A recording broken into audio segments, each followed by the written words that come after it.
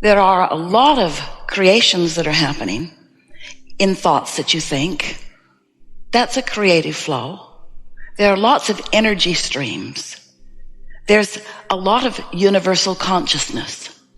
But you are in these bodies at this time, in this place, because it was your intention in coming into this physical body to focus in such a way to hold enough attention on a subject already flowing that you could be the realizer of it, the see it, hear it, smell it, taste it, touch it, realizer of it.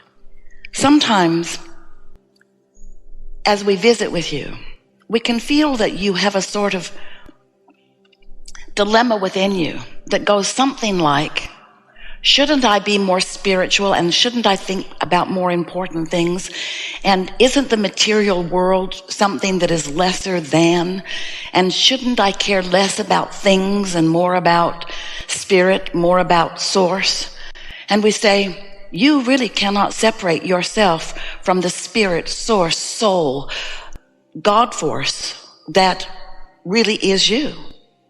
But it is our promise to you that you have come into this environment intending to bring all of that wisdom and clarity with you, and to explore this environment with all of the uniqueness that you all are.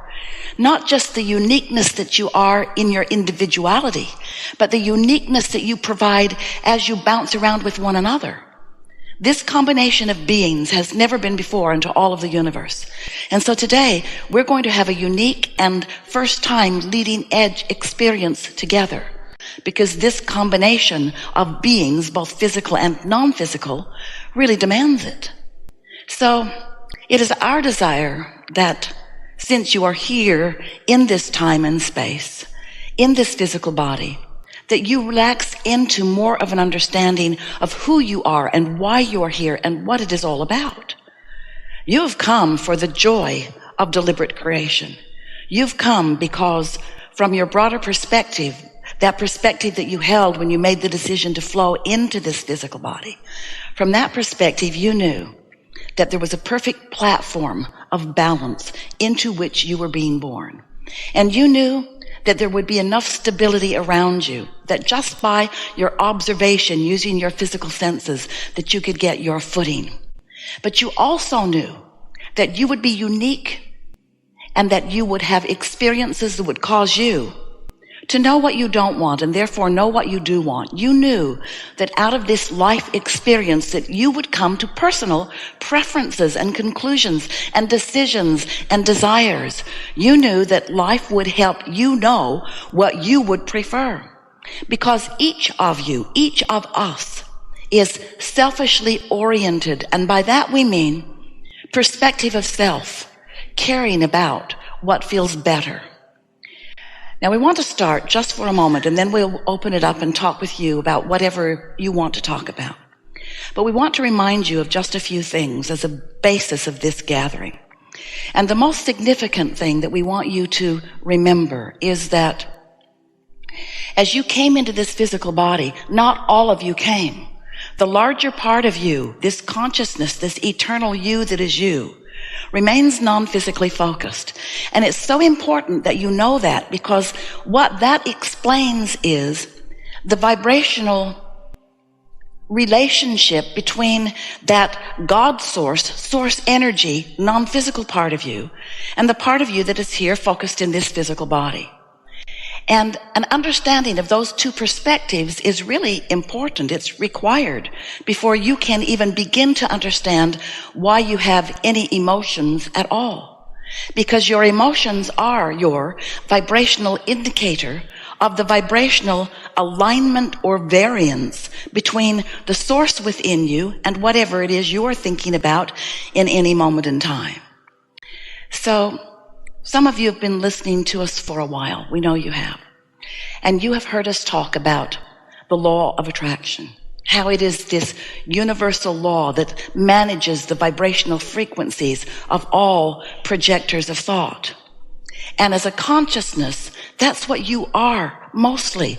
Yes, You are a clump sitting on your chair. We cannot deny that. You are a physical manifested being, but you are energy flowing all the time. And so when you begin to understand that in every waking moment, you are projecting a thought, and that thought has a vibrational basis, and law of attraction is managing the vibrational basis of your thought and aligning it with the vibrational basis of other thoughts that are like it, then you begin to understand how it is that you, not somebody else, you create your own reality. And you do it because you are continually broadcasting a vibration that is being matched and met by other vibrations. And so it isn't too difficult, if you're paying attention at all, to realize that the mood or attitude that you've got going on is really reflected back to you in the things that come to you. In other words, you get what you're thinking about. You just do. So we believe that you are understanding that to a certain extent.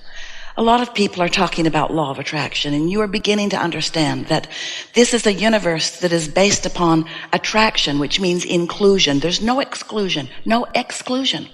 So when you see something that you like, that you prefer, that you approve of, and you say yes to that, you're actually including in your vibration and in your point of attraction something that you do want. But when you see something that you don't like at all, and you don't want it, and you shout no at it, you're actually including in your vibration this thing that you do not want. Because this universe does not hear yes and no. It only responds to attention to a subject. So when you give your attention to something, you offer a vibrational frequency, and your output is then met by things that match it. That's why you get what you think about, whether you want it or not. So that's pretty straightforward. And we don't have to teach you much about that any more than when you were really little and you first got here, that someone took you to a gravity class. It's important that you understand about the gravity on this earth, because if you don't understand it, when you step off the porch, you might float up. Nobody had to teach you that, because gravity is consistent with you.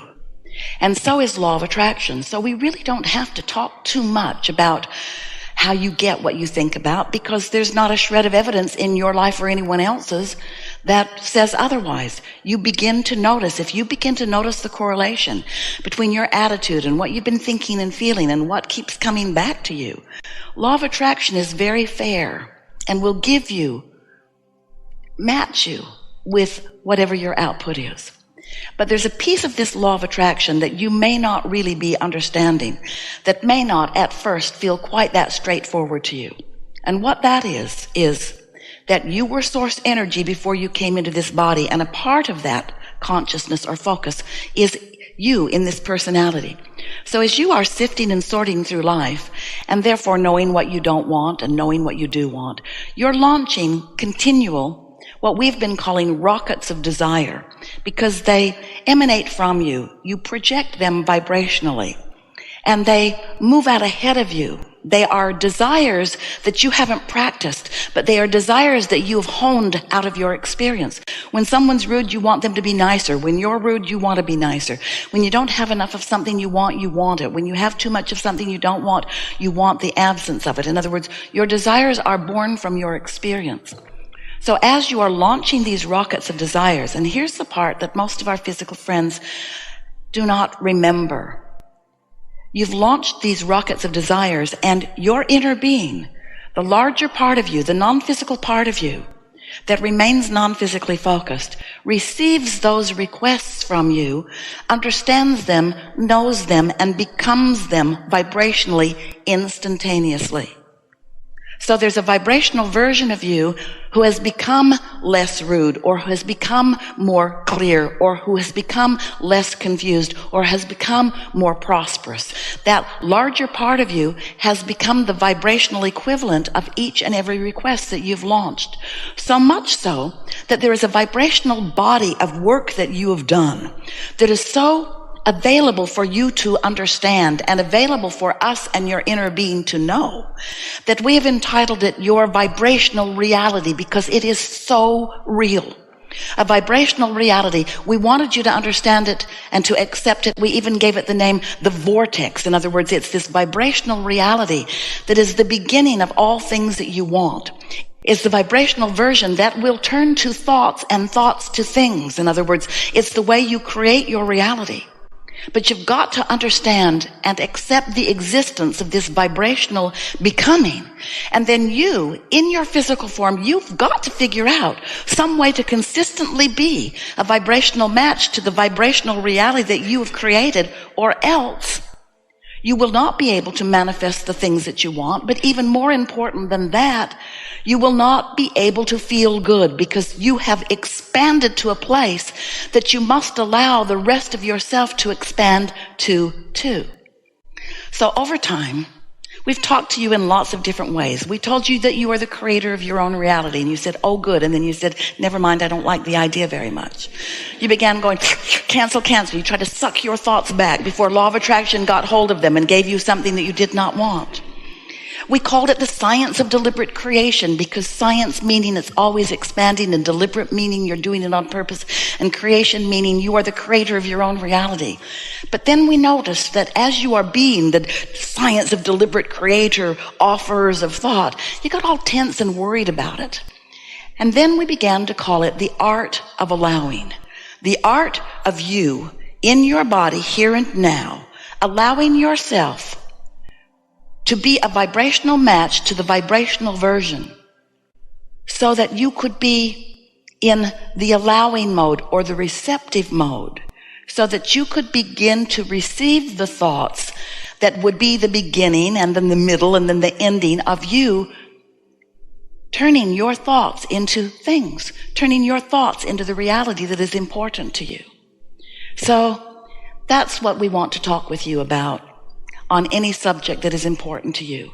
We want you to realize that you cannot stand in a strong awareness of the absence of something that you want and be in the receiving mode so that you have good timing of the things that you do want. We want you to consider, how is it that thoughts do turn to things?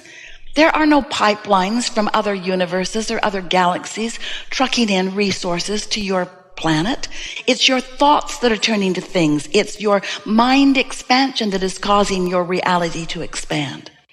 So we want you to leave this gathering knowing for sure that you create your own reality, that law of attraction abounds, that it is always fair, that you can tell by the way you feel what you're doing in terms of your vibrational output, that you can feel whether you've closed the gap between you where you stand in your body and all that you've created, or whether you are in the receiving mode, so that what's in this vortex, where all of the cooperative components of all of the things that you've been asking for have been gathered, where this vortex can be received by you and translated by you into the life experience, the relationships, the material objects, all of the things that you want, because life is supposed to feel good to you. And it's a really certain thing that if you have expanded, and you have, and if your vortex is full of all kinds of experiences and circumstances and relationships and material things that you desire, and it is, that you must be able to find a way through focus and awareness of your own guidance to be a consistent vibrational match to the vibrational reality that you've already created, so that you can manifest into this physical experience those things that you intended, just as you intended to do it, you see. You didn't come here to watch others create, and you didn't come here to fix things that are broken, and you didn't come here to fix a broken world because it isn't broken.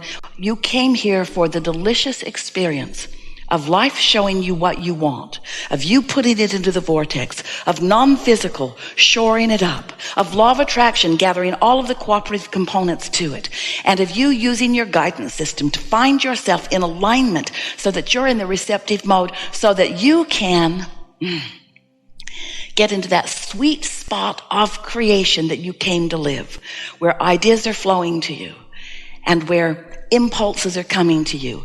And as you follow those good feeling, flowing, sweet, aligned impulses and thoughts, then manifestations begin showing up all around you as evidence of your ability to deliberately create.